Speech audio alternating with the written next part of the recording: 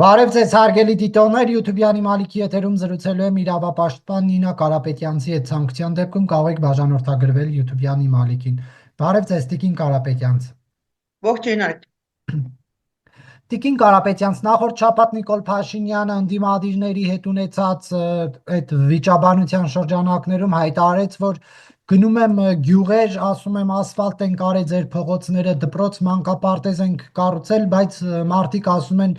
հլսուս դրանք մի կողմ, Քոչարյանը ինչու է ազատության մեջ։ Դուք ինչ եք կարծում, իսկապես հանրության շրջանում կա այդ ցանկությունը Ռոբերտ Քոչարյանին րոպե առաջ տեսնել ճաղերի հետևում։ Այդ գաղափարը գեներացրել է Նիկոլ Փաշինյանը վերջի 7 տարվա կտրվածքով։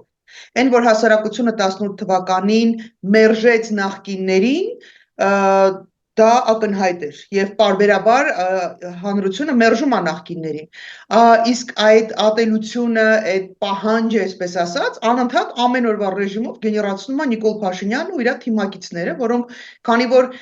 առաջարկելու ուրիշ ոչ մի բան չունեն, իրանց հիմնական թեզը դա նախկիններն են, իրենց գողացածն է, իրենց թալանածն է, հատիկ առ հատիկ, կոպեկ առ կոպեկ, չգիտեմ, դեռ ձուկիկ առ մուկիկ, դրա մասին է։ Այնպես որ Նիկոլ Փաշինյանը ինչ ցանել է, դա էլ հիմա ստանում է հետ։ Հասարակությունը գուցե եւ ինչ որ տեղեր այդ հարցերը տալիս է։ Համենայն դեպս դա իրենց, այսպես ասած, պարտավորությունների մի մասն էր, որոնք տարբեր ժամանակներում ներկայացրել էին հասարակությանը որպես ծրագիր, հա, որպես գործողություն, որպես խոստում, բայց չիրականացրեցին։ Առանց հասկանալու, որ եթե դու չունես բարեփոխված դատական արդարադատության համակարգ, դու այդ process-ը իրականացնել չես կարող։ Եթե անելու ես հին ձևերով, հին կառույցներով, հին մեթոդաբանությամբ, դա ոչ մի լավ տեղ քեզ չի տանելու, դա քեզ սարքելու է այդ նույն բանի պատմությունն է, այն վիշապի պատմությունն է, որ դու վիշապին սպանում ես, բայց ինքը դառնում ես այդ վիշապը։ Հիմա այս իշխանությունները դառել են այդ նույն վիշապը, որին հասարակությունը մերժեց 18 թվականին։ Դատախազնել իր տարեկան հաղորդումը ներկայացնելու շրջանակներում քպական падգամավորի հարցադրում հորդորներից հետո հայտարարեց, որ Ռոբերտ Քոչարյանից եւ նրա ընտանիքի անդամներից բռնագանձման է ենթակա 22 անշարժ գույք, ավելի քան 3 միլիոն դոլար, 985 միլիոն դրամի պարտատոմսեր, 1.4 միլիոն դոլարի չափով ավան, 15 իրավաբանական անձում մասնակցություն եւ չթվարկեմ, հա, ամբողջը ավելի քան 20 միլիարդ դրամ եւ այլն։ Դուք ինչ եք կարծում, հնարավոր կլինի սա հետ բերել վերադարձնել պետությանը եւ արդյոք պատահական էր Փաշինյանի հայտարարությունն ու դատախազի այս ցուցակի հրապարակումը։ Այդտեղ մի հատ կարևոր հատված էլ կար, որը մեր հասարակության համար ամենապատկերավորը կլինի, հասարակությունը պատկերավոր ավելի լավ է բանանում, հա, ընկալում։ Այդտեղ նշված է նաև հայտնի Toyota ֆիրման, որից հիշեցնեմ Տիկին Հայրապետյանը, Վարդապետյան։ Տիկին Վարդապետյան, հիշեցնեմ, որ Toyota-ից Քոչարյանին պատկանող դուք որպես Հայաստանի Հանրապետության իշխանություն բարեփոխված ոստիկանության համար գնել եք ահռելի գումարներ կազմող մեքենաներ։ Այս Հայաստանի Հանրապետությունում ուրիշ ոչ մի մեքենայի բան չկար, հա, ֆիրմա չկար, որից կարելի էր մեքենա գնել, այսինքն այս իշխանությունը, գործող իշխանությունը, այդ թվում նաև դատախազությունը մասնակցություն են ունեցել եւ լրել այն այս դատախազության լրության պայմաններում մեր հարկատուների փողերով եւ նաև մեր գործընկեր միջազգային հանրության ներկայացուցիչների փողերով հարստացրել են ապօրինի գույքի բաները, հա, եկամուտները, ես ճիշտ եմ հասկանում։ Հիմա Նիկոլ Փաշինյանը եւ այս մնացած թիմակիցները, իմացող լրողները, իրանք հանցակից են այս process-ներին, թե հանցակից չեն։ Տիկին Վարդապետյան ասում է մի բան էլ, հա, որ ասում է մի դիմում էլ դու գրի, կամ այն մյուս ֆիլմի նման, որ ասում է մի հատ էլ ձեզ հարցաքննեք, տեսեք, ինչա բարձում այդ քննությունը։ Ժողովուրդ ջան, այս բանտիկ կտրելը, սալուտ խփելը նախընտրական, ես հասկանում եմ, անշուշտ իշխանությանը ինչ որ ճոխ մեծ թանկ բաներ է պետք, խոսել է պետք, բայց իրականության մեջ պիտի պրոստը իմանաք, որ այս իշխանությունն է, որը մեղադրում է Ռոբերտ Քոչարյանին, օրինակ Toyota ֆիրմայի ապօրինի լինելու հետ կապված, բայց հենց Toyota-ից գնում է ոստիկանության համար մեքենաներ։ Ուրիշ ոչ մի բան պետք չի իմանալը։ Այսինքն հանցակից է դառնում այս process-ներին։ Այդ նոր էին իմացել, որ Toyota ֆիրման պատկանում է Քոչարյանին, ալամ աշխարհը գիտեր, սաղս գիտենք, Հայաստանը մի բուր տեղ է, մի ոտ տեղ է, բոլորս գիտենք դրա մասին, գլխավոր դատախազը չգիտեն, բայց գիտեիր Տիկին Վարդապետյան, մի հատ ծեծեիր դուռը, ասես Ժորժ ջան, այս մարդուց որ առնում եք, այս մարդու Toyota ֆիրման անցնում է մեր մոտ քրեական գործով որպես ապօրինի ձեռք բերված գույք։ Բա մի հատ գնայր ասեիր դուռը ծեծեիր։ Բայն իրավապաշտպան չեն, ինչ են, քաղ հասարակության իրանց պատեպատ տվողները, բա ուր եք, բա գնայք ասեք, բա դուռը ծեծեիք, բա հարթակներ ունեք ստուգման, ինֆորմացիայի տեղեկատվության, բա գնայք մի հատ ստուգեք, ասեք, իսումից եք առնում այս բաները, մեքենաները ոստիկանության համար, խի տենց են բարեփոխում անում։ Բայց ինչպես է ստացվում Փաշինյանի հայտարարությունը դատախազի կողմից ցուցակի հրապարակումը այստեղ կապ տեսնում եք։ Դե ամեն անգամ, երբ որ ինչ-որ process է տեղի ունենում, հիշում եք մի անգամ էլ Քոչարյանի գույքերի վերաբերյալ տենց պապկայով եկել էին Վանեցյանը ու Սասուն, ինչի՞ան էր, Սասուն Խաչատրյանը, հա, այն ժամանակ քննչական կոմիտեի ղեկավարներ ու ԿԳԲ-ի պետ եկել էին մի դիֆիրանտներ էին ասում մի բաներ, հա, տենց ցուցակներ, տեսեք, պապկա ունենք, պապկի մեջ ցուցակ ունենք, ցուցակում մի ծառում մի փչակում մի բուն, մեջն է լիքը փող ապօրինի, elə տեսեք ինչ են կանելու։ Դրանից հետո անցել է, ես արդեն մոռացել եմ ինչ կան անցել։ Ամեն անգամ գալ է ցուցակները թափ-թափ, շուտով բան ունեք, հա? 7 տարի։ 7 տարի, խնդրեմ, 7 տարի է անցել, այդ փչակում մի բուն բնում 3 ձակ ու մեջն է լիքը ապօրինի գույք 7 տարի է, մենք այդ երգը լսում ենք։ Լավ հերիք չի։ Թե կացին ունեք, կտրեք, թե չունեք, ուղղակի թողեք, գնացեք այն ջան, մեղքի, այս ժողովուրդը իսկապես մեղք կա, դարձրել են ծաղրի առարկա, ամեն առիթով, առանց առիթի որոշում են, որ կարելի է ինչ-որ մի բան բերել, տենց գեղեցիկ մեծ թվերով, ճոխ ու թանկ թվերով, ցուցադրել հասարակությանը, կերակրել հասարակությանը ու համոզել, որ իրանք ինչ-որ գործ են անում, ինչ գործ եք անում։ Ես կսպասեմ համբերատար, միջև որ այս գործերը գնան հասնեն նաև եվրոպական դատարան եւ միջև սահմանադրական դատարանում նաև քննվի այս օրենքի սահմանադրականության հարցը բոլորովին չեմ բացառում, որ այս բոլոր գործերով գուցե մենք հնարավոր տեսնենք, ականատես լինենք, մեղմ ասած ոչ այդքան իշխանության համար դրական process-ի։ Դա էլ չեմ բացառում։ Եվ եվրոպական դատարանի որոշումներն էլ չեմ բացառում։ Դա կնշանակի մի բան, որ մեզ, դուք, մենք բոլորս այս մեզ լսող մարդիկ, որպես հարկատու վճարել ենք քննիչին լրացուցիչ գումարներով, պրեմիաներով մնացածով, դատախազներին իրանց լրացուցիչ պրեմիաներով, բարձրացած աշխատավարձներով մնացածով,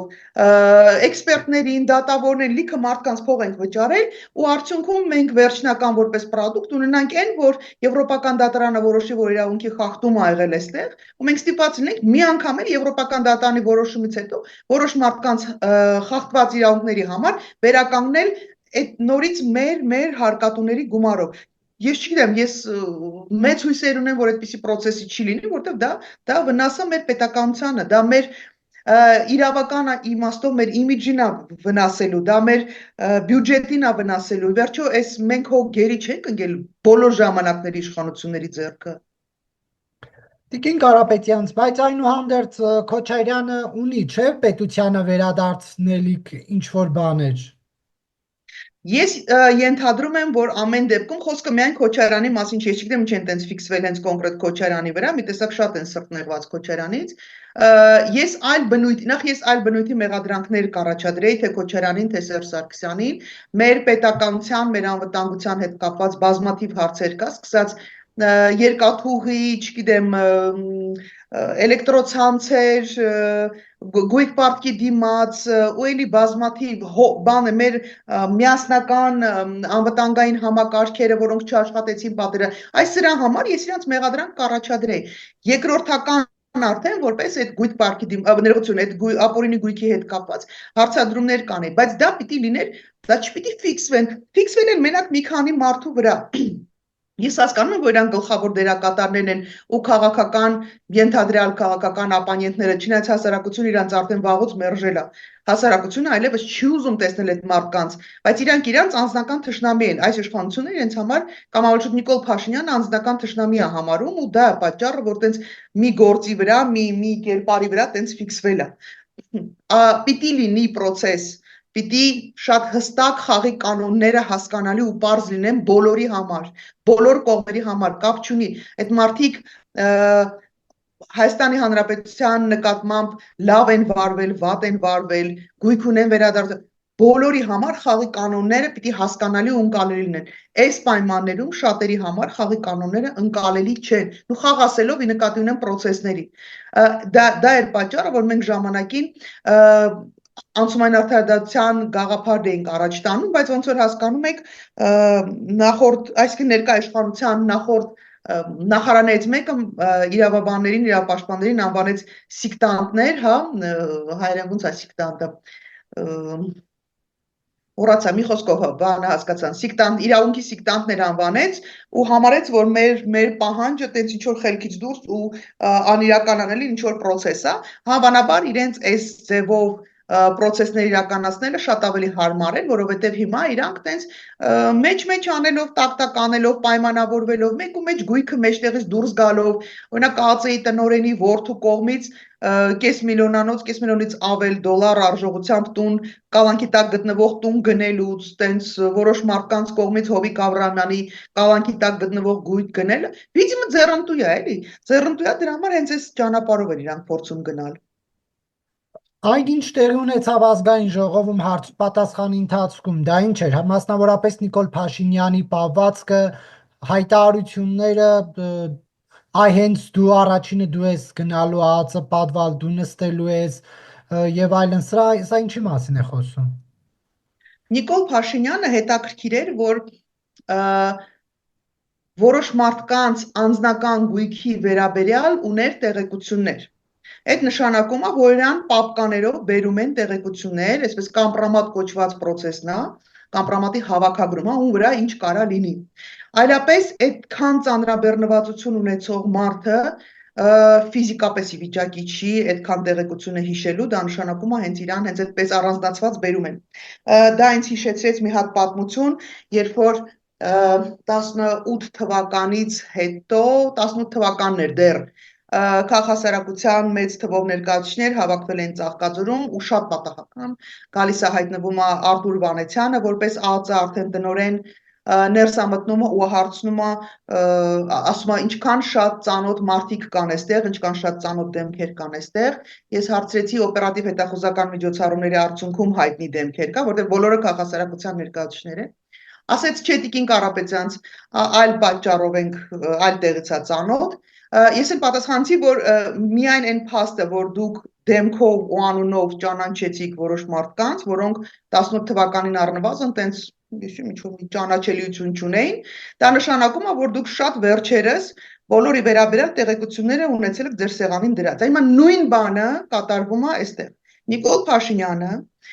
ամենայն հավանականությամբ բոլորի վերաբերյալ տեղեկություններ ա ուզել, թե ում ինչի կապակցությամբ կարա նեղի, այսպես ասած, հա, դեմները դնի, այսպես ասած։ Եվ Հովիկ Աղազարյանի պատմությունն էլ դրա վառ ապացույցներից մեկն է։ Եվ ես կարծում եմ, որ KGB-ով վախացնելը, լսեք էլի, KGB-ն կոչվում է ազգային անվտանգության ծառայություն։ Դա նշանակում է, որ մենք ազգովի մեզ պիտի անվտանգ զգանք այդ ծառայության հետ։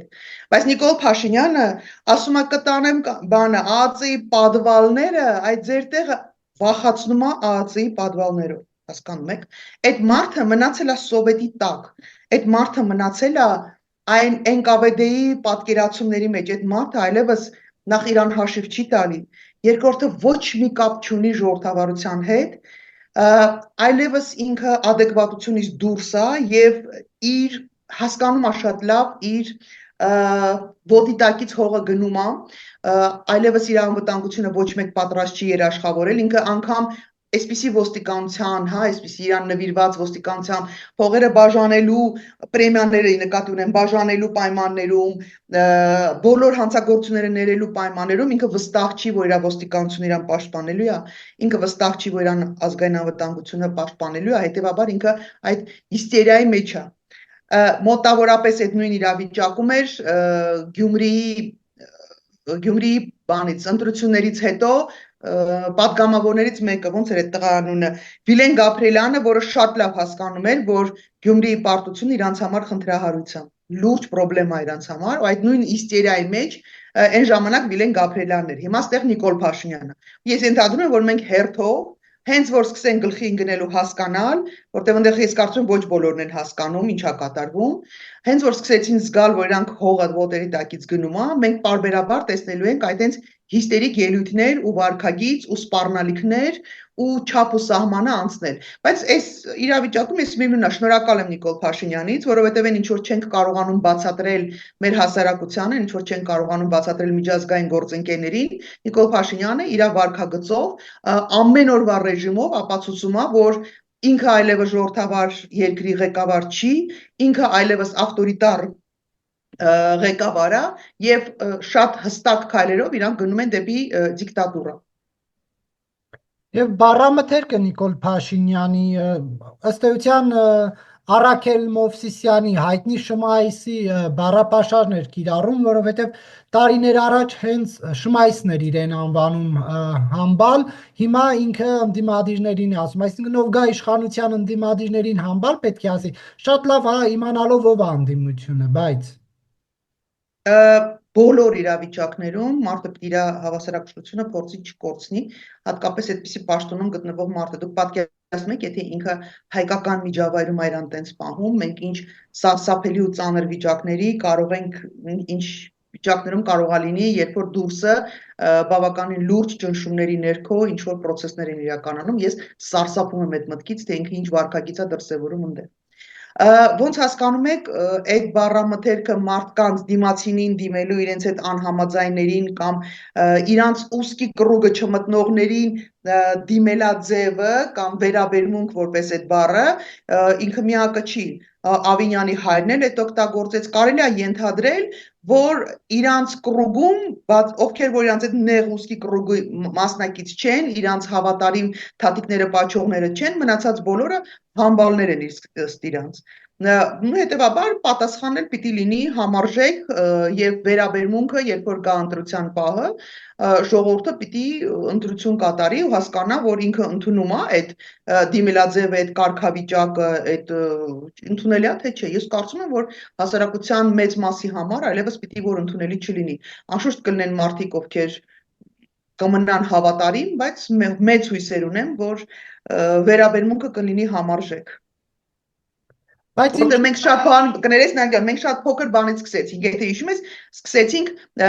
Ամուլսարի գործով, առաջի այդ չափ ու սահմանն անցնելը Ամուլսարի գործով է, երբ որ, եթե չեմ սխալվում, Անոր Ռուբինյանն էր, ինչ էր այդ տղայի, Ռուբինյան չէր, մյուսն էր, ասեց իմ հարևան Անգրագետ Պողոսը չի կարող որոշումներ կայացնել այդպիսի, ով? Բաբկեն Թունյան։ Հա, դե մի տենց մի բան էլի։ Բաբկեն Թունյանը որոշեց, որ մենք բոլորս բանը Անգրագետ Պողոսներ ենք, իրանք գրագետն էին, մենք անգրագետ, այսինքն ոլորտի մասնագետները, էքսպերտները, այդ թվում նաև են $600,000 որ տվել էին էքսպերտային խումբ էին դրսից հրավիրել, երևի մի անգրագետ Պողոս ու համբալել նրանք էին, որ այդ փողը տվեցին, հետո իրանց կարծիքը բանի տեղ չդրեցին։ Այսինքն մենք տենց պրոգրես ապրեցինք, էլի, սկսեցինք անգրագետ Պողոսներից, ու եկանք հասանք համբալի, ինչ ասեմ։ Դե սա վերջը չի, բայց հասարակությունը պետք է իմանա, որ սա վերջը չի, որքան իրանց իշխանություն կորցնելու եւ հետեւաբար պատասխանատվության ենթարկվելու զգացումը իրանց մոտ սրվեց, այնքան ավելի կոշտ եւ գործիքակազմ են կիրառելու եւ բառամթերք ենք տեսնելու եւ անկանոն շարժումներ ենք տեսնելու։ Բայց ինչ պետք է լինի, որ զսպի հա Նիկոլ Փաշինյանին եւ թիմին, որովհետեւ սա առաջին դեպքը չի, նա բորդյուրներ ուտեցնելով է սպառնացել, կներեք, բայց այդ նախընտրական շրջանում, որ հետո իր ասուլիսին զարմացավ կներեք արտահայտությանս համար, բայց շինելով է սպառնացել, մենք ստիպված ենք այս բառերը կրկնել, որովհետեւ առաջի դեպքի մակարդակով է հա դա օգտագործվում եւ շարունակում է նոր նվաճումներ ունենալ այս ոլորտում Նիկոլ Փաշինյանը, ինչը պետք է զսպի իրեն։ Հասարակության վերաբերմունքը, հասարակական մերժումը այս իշխանությունների ուղիղ այնքան այն նույն ձևով, ինչպես որ հասարակությունը մերժեց նախկիններին։ Ի տարբերություն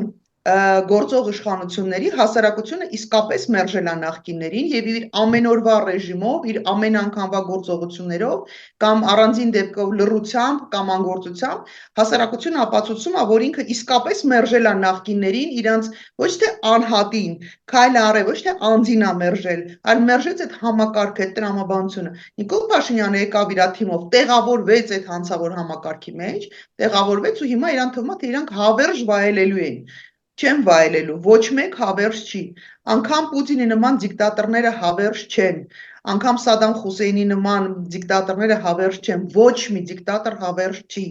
Էլուր մնաց թե դուք։ Այնպես որ անշուշտ իրանք մերժվելու են եւ հասարակությունը դա անելու է, թե ինչ գործընթաց կլինի դժվարանամասը, բայց է որ հասարակությունը իրանք պատրաստ է մերժել եւ սպասման մեջ է, այդ stand-by կիսաքնած վիճակում է սպասում է թե ինչ կառաջարկեն, ինչ ծրագիր ուժեր, ինչ կլինի որպես առաջարկ, որպես ողջամիտ առաջարկ, այդ ժամանակ իրանք իրենց պատասխանը կտան, որտեղ այն ինչ որ կազմակերպվում է առաջարկվում է Նիկոլ Փաշինյանի, այսպես առավոտ երկուշաբթի, երեքշաբթի, չորեքշաբթի Նիկոլ Փաշինյանին սատարողներին, հինգշաբթի, ուրբաթ, շաբաթ ընդդիմադիր կեցվածքով հանդես եկողներին հասարակությունը իրանց էլ է մերժել, իրանց էլ չի ուզում տեսնել։ Հետևաբար հասարակությանը սպասման վիճակում է։ Եվ ես համոզված եմ, որ մերժվել են ու շատ խիստ են մերժվելու, իմ միական հանգստությունը այն է, որ դա շատ կոշտ ձևով չլինի, որովհետև ես ուզում եմ տեսնել Նիկոլ Փաշինյանի դատավարությունը իր բարեփոխված դատական համակարգում։ Ես երազում եմ տեսնել այս համակարգով, թե ինչպես է ինքը պատասխանատվության ենթարկելու, որպիսի բողոքներ պարբերաբար ներկայացնի եւ հարցնի, թե ուր են իրավապաշտպանները, ինչու չեն ուզում տեսնել այս համակարգի, ոնց որ ինքը ժամանակին ասում էր, մամլիչ գործողությունները, ես էլ անպայման իմ պարտքը կհամարեմ արձանագրել, որ խնդիր կա, բայց միևնույն ժամանակ կասեմ, որ այս մամլիչի հիմնադիրներից մեկը նաև դու ես եղել, այնպես որ Պաշտպանեք Նիկոլ Փաշինյանի շահերը։ Որպես փաստաբան չէ իհարկե, որպես փաստաբան չէ, բայց բոլոր իրավիճակներում, եթե բռնության ենթարկեն, եթե վարվեն այնպես, ինչպես վարվեցին այս վերջերս, չգիտեմ, ասեք, Լիլիթ Աղեկյանի հետ կդատապարտեմ, եթե վարվեն այնպես, ինչպես որ Սասնա Ծռերի խմբի տղաների հետ պատվալում, դատարանի պատվալում ծեծեցին 10 հոգով ձեռնաշղթայված կալանավորված անձանց, այո, էլի կդատապարտեմ, եթե բուժօգնություն չտրամադրեն կամ գան խցերից հանեն, ոնց որ այս վերջերս Նուբարաշենի ծմահներին էին ծեծել, այո, էլի կդատապարտեմ, բայց անպայման կասեմ, որ դուք եք եղել այս համակարգի ստեղծողներից մեկը, այնպես որ սա ձեր, ինչ ասեմ, խավարանն է։ Տիկին Կարապետյանց լավ բաներ ինչու չեք տեսնում, Հայաստանը իր դիրքերը խոսքի ազատության առումով բարելավել է 9 հորիզոնականով և տարածաշրջանում առաջատարն է, սա չպետք է գնահատել որպես նաև այս իշխանության ձեռքբերում։ Սա լրագրողների, բլոգերների քրտնաջան աշխատանքի ու չարչարանքի արդյունք է, սա իրանց ձեռքբերումը չի։ Իրանց ձեռքբերումը այդ fake ֆաբրիկաներն էին, որոնք հարձակումներ էին գործում ցանկացած այլ միտք արտաբերողներին, կարծիք հայտնողներին։ Սա իրանց ձեռքբերումը չի։ Իրանց ձեռքբերումը գիտեք ինչի մասին է, իրանց ձեռքբերումը բլոգեր Չախոյանին բռնության ենթարկելու ու որևէ մեկին պատասխանատվության չենթարկելու մասին, այսինքն ծեծ հոդվածով քրեական գործ հարուցելու մասին է։ Իրանց ձեռքբերումը Լիլիթ Աղեկյանի վերաբերյալ Լիլիթ Աղեկյանին տնից առանց հագուստի, հողաթափերով, առանց հիգիենայի պարագաների տանել պետական մարմիններից մեկը մյուսը շրջագայելու մեջ է, այդ է իրանց ձեռքբերումը։ Իրենք կարող էին, իրենք ունեին հնարավորություն 2018 թվականին ունեին հնարավորություն գնալ լուրջ փոփոխությունների, զտելու, որոշ մարդկանց, որոշ կուսակցություններ, եթե կուզեք սահմանափակելու գործունեությունը, բայց իրանք այդ ճանապարհով չգնացին, իրանք պետք էր այս ընդդիմությունը, իրանք երազում էին այս ընդդիմության մասին, ինչպես տարբեր Բարսեղջան Պաշտոնյանը ԿՊԱ-ական ասել են, քանի կա այս ընդդիմությունը մենք հավերժ ենք։ Իրենք չպարժեցին, իրենք չփակեցին այդ կտրեցին այդ ոնց որ ասում են ապօրինի գումարներով, չգիտեմ, գողացած փողերով լրատվամիջոցները, որ ֆինանսավորում եք, այդ փողերի կանալները չփակեցին, որովհետեւ այսօր չունենան եսիմինչ բանի mass մեդիայի փոխարեն։ Իրանք գնացին այն ճանապարհով, որ իրանք համար ամենաձեռնտուն էր։ Իրանք անձնական շահով առաջնորդվեցին եւ ստացան այն, ինչ որ ստացան։ Տիկին Կարապետյան, Ռոբերտ Քոչարյանի որդին, պատգամավոր Լևոն Քոչարյանը խորհրդարանի ամբիոնից բարձրաձայնում է ոստիկանության կողմից խոշտանգվելու եւ քննչական մարմինների կողմից պատշաճ քննության ականատես չլինելու մասին է ազանգում։ Սա ինչպես է ընկալվում, հա, մարդիկ, որոնք տարիներ շարունակ բռնության են ենթարկվել Քոչարյանի իշխանության օրոք, հիմա Քոչարյանի տղան է նույն բանից բողոքում։ Գիտեք, ես շատ անգամ եմ ասել, որ շատ հարցեր, որոնք բարձրացնում են այսօր ընդդիմությունը, իրանք ճիշտ են, իրանք շատ ճիշտ ձևակերպված են, իրանք շատ տեղին են եւ հիմնավոր են։ Այլ խնդիրը, որ բարոյական առումով մարդը պիտի մի քիչ իրան հաշիվ տա, էլի։ Դու երբ որ խոսում ես ոստիկանության բռնությունների մասին, Ռոբերտ Քոչարյանի որդին պիտի իմանա, որ իր հայրը եղել է այդ տեսակ ոստիկանության հիմնադիր հայրերից մեկը։ Այդ տեսակ քննչական գործերը չքննող, ծածկադմփոցանող քննչական մարմինների հիմնադիր հայրերից մեկը։ Եվ պարոն Լևոն էր, չէ, Լևոն Քոչարյան, դուք հիմա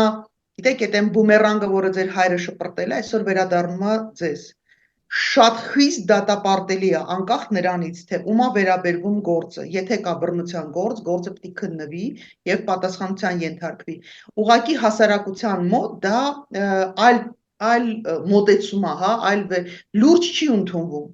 Եթե այդ նույն բանը, հասկանում եք, անտրամաբանական է, բռնություններ, թեկուզ Լևոն Քոչարյանի նկատմամբ բռնությունների մասին, ինչ ես խոսամ, ինչ Լևոն Քոչարյանը, պարոն Լևոն Քոչարյան, ձեր պապայի ժամանակ էլ ենք խոսացել, ձեր պապայից հետո էլ ենք խոսացել, հիմա էլ ենք խոսում, ի տարբերություն ձեզ, ձեր ընտանիքի անդամների, ձեր հոր, որը ժամանակին շատ ուրախ էր ու շնորհակալ էր այդ ոստիկանությանը, հատկապես մարտի 1-ից հետո ինքը շատ բարձր էր գնահատում այդ ոստիկանության գործողությունները։ Դուք պիտի իմանաք, որ այդ ոստիկանությունը ստեղծել է ձեր հայրը։ Այստեղ է որ դիսոնանս է սկսում հասարակության մոտ։ Երբ որ խնդիրների մասին խոսում են մարդիկ, ովքեր իրենց պատասխանատվությունը կամ Լևոնը իհարկե պարոն Քոչարյանը ոնց է կոչվում Ջունիոր Քոչարյանին դա չի վերաբերվում, հայր Քոչարյանը իր պատասխանատվությունը չկրած, որդի Քոչարյանը որոշել է, որ կարա քննադատի ոստիկանությունը։ Այստեղ է որ դիսոնանսը հասարակության մոտ սկսում ու մարդիկ չեն վստահում ձեզ, դրա համար չեն վստահում, որովհետև ձեզանից ոչ մեկը նախորդ իշխանություններից ոչ մեկը չի ընդունել իր մեղքի բաժինը իր կողմից կատարած գործողությունների։ Ում հարցնում ես, ասում դե մենք այտենց բաներ չենք անում, հետո իր ասում դե հա ինչ որ բաներ եղել է, այտենց փոքր ինչ որ դեպքերադարձություններ եղել է, անշուշտ ոչ մի իշխանություն անսխալական չի, այտենց բաներ լղոզում են սեց, բայց ամեն իշխանության օրոք եղել են գործողություններ, որոնք մեղմ ասած, շատ մեղմ ասած, քրեորեն դատապարտելի են, բարոյական առումով անընդունելի են։ Հետևաբար, քանի դեռ դուք ինքներդ ձեզ գնահատական չեք տվել, այ պարոն Լևոն Քոչարյան, ես կառաջարկեի, մի հատ գնահատական տվեք, էլի։ Մի հատ ես բացեմ, եկեք բացեք լրագրողներից հարցրեք, A1+ գնացեք, չգիտեմ, A1+-ը հակը պահպանված կլինի արխիվները։ Գնացեք A1+, գնացեք այն հին լրագրողների մոտ, տեսեք ովքեր կան, իրավապաշտպանների մոտ։ Գնացեք թող ձեզ ցույց տան, թե ինչ վիճակում են, ինչ վիճակի են հասցրել ոստիկանները ձեր պապայի իշխանության օրոք։ Մի հատ դրան քաղաքական եւ իրավական չեք կարա, քաղաքական գնահատական դրան տվեք ու հետո եկեք քաղաքական հայտարարություններ արեք։ Գիտեք, իրանք ոնց որ իմ մոտ տպավորությունն է, որ իրանք դա այդպեսի վարքագիծ դրսևորում են հատուկ, որպիսի նաեւ այն մարդկանց խոսքը, որ դրա իրավունքներ ունեն եւ բարոյական իրավունք ունեն եւ չգիտեմ հիմքեր ունեն եւ ապացույցներ ունեն եւ ամփոփող այրանց դիրքորոշումը անկախ նրանից թե ով է ղեկավար արժե զրկեն այս մարդկանց աշխատանքը իրավապաշտպան այն քիչ իրավապաշտպանները որ մնացել են Հայաստանում ցավոք սրտի այդ մարդկանց աշխատանքը ուղղակի զրոյականացնելու համար է իրանք ուղղակի այտենց ինքնահաստատվում են էլի բաներ ասեցինք էլի այտենց սուր հարցեր տվեցինք անցան գնացինք այնինչ ուղղակի վարկաբեկում են թե իրանք իրանց հերթական անգամ թե մեր աշխատանքն են զրոյականացնում Եվ Տիկին Կարապետյանց հոկտեմբերի 27-ի ահաբեկչության գործից անջատված մասի շրջանակներում քննչական կոմիտեում վկայի կարգավիճակով հարցաքննվել է ԱԺԲ խորհրդի անդամ Ժիրայր Սեֆիլյանը։ Նա հայտարարում է, որ այս գործընթացը սկսվել է Սամվել Բաբայանի հայտարարության եւ վերջերս էլ ազգային ժողովում դատախազի ներկայությամբ Անդրանիկ Քոչարյանի արած հայտարարության համատեքստում դուք ինչ եք կարծում, այստեղ քաղաքական ինչ-որ երանգներ կան, թե ոչ։ Կասկածից դուրս է։ Այդ Բաբայանը տեղեկացված չէր, այս քանի տարի անցել, 25 տարի կա արդեն, ավել 25-26 տարի անցել է, այս պարոն Բաբայանը նոր է հիշել, տենց, այս ինչ տենց զարթոնք է մոտը, իսկ Անդրանիկ Քոչարյանը էլի նոր են տեղեկացված եղել, հա, տենց ինչ-որ պրոցեսների մասին, իհարկե սա նախընտրական պրոցեսի մի մասը, կասկածից դուրս է ուղղակի, ու սա հերթական այդ պասերով խաղի իմաստն է, հա, երբ որ եկեք մի հատ երկու զուգահեռ դանենք, ուրեմն գեներալ Բաբայանը ինչ որ հայտարարություն է անում ինչ որ միտեղ, հետո Անդրանիկ Քոչարյանը տենց պատահական սենց օդից բռնում է, հետո գլխավոր դատախազի ներկայությամբ հայտարարություն է անում ու գլխավոր դատախազի ցուցումով այս process-ը բանը, հա, սենց աշխատանքը սկսում է հոկտեմբերի 27-ի գործի վերաբերյալ բանին են կանչում, Ժիրայր Սեֆիլյանին են կանչում, ժողովուրդ, տեսա դրան զուգահեռ իրականության մեջ կա տեսանյութ, որտեղ որ մարդիկ 10 հոգով մարդ են ծեծում ու սիվոլիշ ծեծ հոդվածով քրեական գործ է հարուցվում։ Զուգահեռ իրականության մեջ կան խոշտանգման գործեր, որտեղ որ կա տեսանյութ եւ քրեական գործերը տարիներ են դե, այսինքն քրեական գործերը որն է ոչինչ տեղի չի ունենում այդ տեսանյութերի արկայության պայմաններում։ Զուգահեռ իրականության մեջ կան խաղաղ պայմաններում սպանված զինվորերի գործեր, որտեղ գլխավոր դատախազը անձամբ մասնակցել է վարչապետին կից հանձնաժողովի կազմում եւ եզրահանգումները, եզրակացությունները, որոնք տվել են յուրաքանչյուրը 150 էջի չափ, որտեղ 150 էջ ամեն գործով հանցագործություններ կա եւ հանցագործներ կան։ Մարդիկ, որոնց վերաբերյալ այո, չկա դատարական ակտ, որտեղ չէր կարող լինել, հիմա էլ չի կարող լինել, որտեղ մենք այդ համակարգը չունենք։ Բայց այդ ցուցակից մարդիկ նշանակվում են տարբեր բարձր պաշտոնների ու հերիք չի այդ գործերով առաջընթաց չկա, Տիկին Վարդապետյանը ծպտունը դուրս չի գալի մի անգամ կանգնի ասի, ժողովուրդ ջան, այս մարդկանց վերաբերյալ հələ տեսեք ինչ ենք հայտնաբերել։ Դուք այս մարդկանց ո՞նց եք նշանակում այդ պաշտոնների։ Բայց զուգահեռականության մեջ մենք ունենք երկու հատ հայտարարություն եւ արագ սրընթաց process գլխավոր դատախազի, որը հրահանգ է տալի գնալ հրավիրել բանին Սեֆիլյանին հարցաքննության ու հետո էլ տենց հայտարարում են ոնց որ թե այսօր ազգային ժողովում էլ ինչ որ Ղարմաղալեր որոշեցին Անդրանիկ Քոչարյանը եւս մեկ անգամ հորդորեց հետևողական լինել բանով հոկտեմբերի 27-ով ու դա այն պայմաններում երբ որ մեր ազգային անվտանգության ծառայությունը ոչ մի փոփոխության չի ենթարկվել ոչ մի իսկ այն որ ազգային անվտանգությանը անմասն չի եղել գործերի չբացահայտման հարցում դա փաստ է Այն որ ազգային անվտանգության ղեկավարը ոնց էր Սերժ Սարգսյանը հետագայում դառել է պաշտոնանկ լինելու փոխարեն իր չգիտեմ այդ բանը պաշտոնից դուրս գալու մանդատը վայր դնելու չգիտեմ ինչ անելու փոխարեն մարդը որոշել է որ ինքը կարա նաև երկրի ղեկավար դառնա այդքան անվտանգությունը մեր կարա ապահովի այդ էլ է փաստ Հասկանում եք, ու այսօր հույս ունենալ, որ այդ նույն չբարեփոխված, չզտված, չվեցինգված համակարգը, որտեղ մարդիկ տարիներով այն ժամանակ են աշխատել, այսօր են աշխատում, ինչ որ գործ է բացահայտելու, իհարկե չի բացահայտելու։ Սա ուղղակի հերթական անգամ ընտրություններին ընդառաջ փորձելու են որոշ ուժերի, որոշ անհատների հերթական անգամ վարկաբեկել, իրանց վարկանիշը գցել, սևացնել, այն ինչ որ իրանք շատ լավ է իրանց մոտ ստացում, առանձին դեպքերում գուցե եւ կալանավորել կեղծ մեղադրանքներով, հետո տենց մի երկու տարի կալանքի տակ կպահեն, բաց կթողեն, իրանք չեն կարողանում համակերպեն այդ մտքի հետ, որ կան ուժեր, որոնք որ իրենց հետ չեն համագործակցում, իրենց հետ հաշտ չեն, եւ բոլոր այն ուժերը, որոնք որ հաշտ չեն լինելու այս գործող իշխանությունների հետ անշուշտ իրանց խաղից փորձելու են հանել Պարզապես քաղաքական բանը, որը կարող է լինել այստեղ շեշտադրումը, երբ որ ԱԺԲ-ն այդքան էլ մրցակից չի համարվում, հա, ՔՊ-ին քվեների առումով։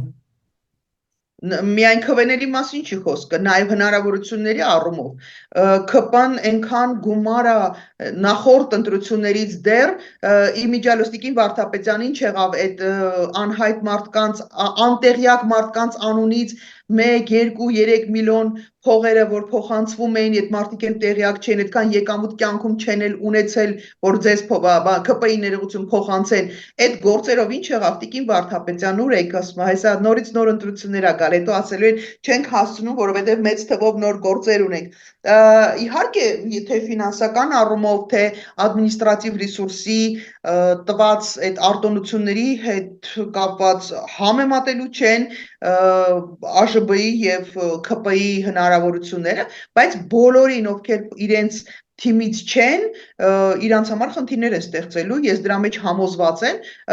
ուղիղ հակառակը բոլոր այն կուսակցությունները, որոնք որ իրենց հավատարմությունն են հայտնել եւ դեռ շարունակելու են հայտնել, իրանց համար քրեական օրենսգիրքը մի քիչ ուրիշ ձևի ա գրած, իրանց թիմակիցների համար մի քիչ ուրիշ ձև է քննարկվում կամ բանանում, հա,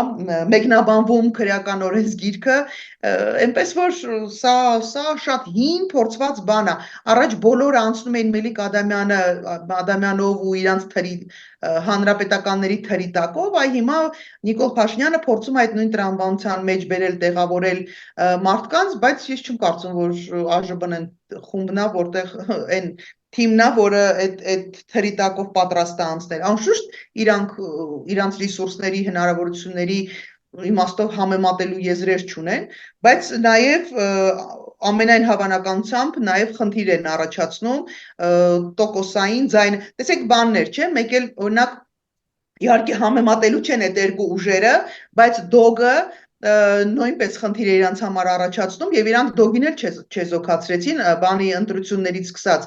Գյումրի ընտրություններից սկսած։ Հետեւաբար իրանք բոլոր ջանքերը գործադրելու են չեզոքացնելու իրանց պատկերացման բոլոր ընդդիմադիր ուժերին։ Շնորհակալություն Տիկին Կարապետյան։ Ես եմ շնորհակալ։ Բոլորին համբերություն։